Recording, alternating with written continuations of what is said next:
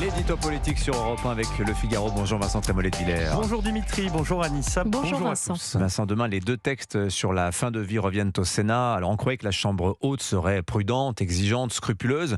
En commission, elle a été conciliante avec la possibilité de l'euthanasie et du suicide assisté et, disons-le, expéditive. Êtes-vous surpris, Vincent ? Déçu Dimitri, profondément et choqué. Les soignants, les directeurs d'EHPAD, les personnes handicapées, le monde de la psychiatrie, tous ces gens qui attendaient beaucoup des sénateurs ont peur d'être sacrifiés par la Chambre haute.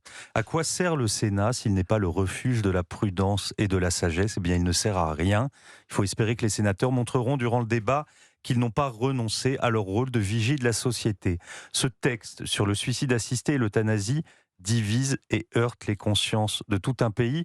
Et comment ne pas être tourmenté quand on lit la note rédigée par Agathe Barrois pour la Fondapol et qui dit l'inquiétude des personnes porteuses de handicap. Cette jeune et brillante normalienne, lourdement handicapée, s'inquiète d'un texte qui, je la cite, privilégierait l'autodétermination individuelle sur la prise en charge des personnes vulnérables.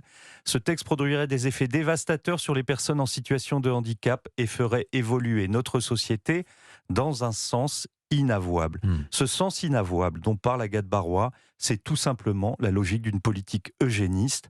Empêcher une telle monstruosité, c'est un devoir moral, c'est un impératif d'humanité.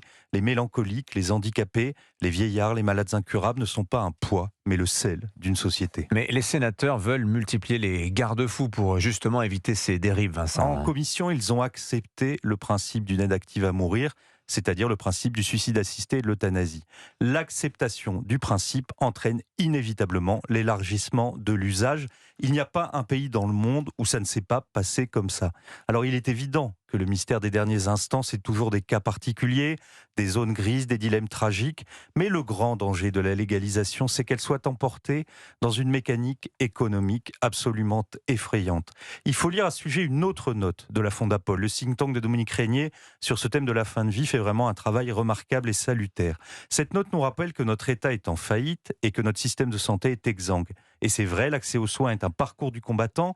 Une grande partie des Français n'a plus de médecin traitant. Pour voir un spécialiste, il faut parfois plusieurs mois.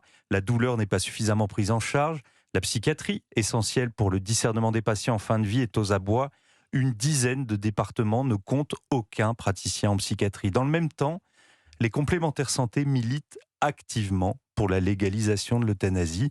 Comment ne pas voir que tout est en place pour qu'une logique économique visant à réduire les derniers mois de l'existence qui sont les plus coûteux s'installe dans notre pays. En France, 500 personnes meurent chaque jour sans avoir bénéficié des soins dont elles auraient eu besoin.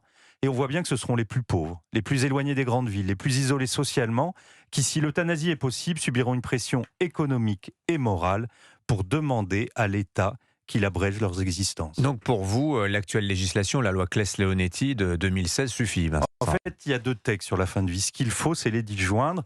Le premier sur le soin palliatif fait consensus. Il faut évidemment qu'il soit voté et vite. Il faut ensuite qu'il soit appliqué. Mais oui. Aujourd'hui, 22 départements ne disposent toujours pas d'unités de soins palliatifs. 3 autres qui en sont pourvus ont moins d'un lit pour 100 000 habitants. Alors, une fois que chaque Français pourra compter sur la médecine palliative, on pourra reprendre ce débat, mais on verra qu'il n'aura plus beaucoup de sens.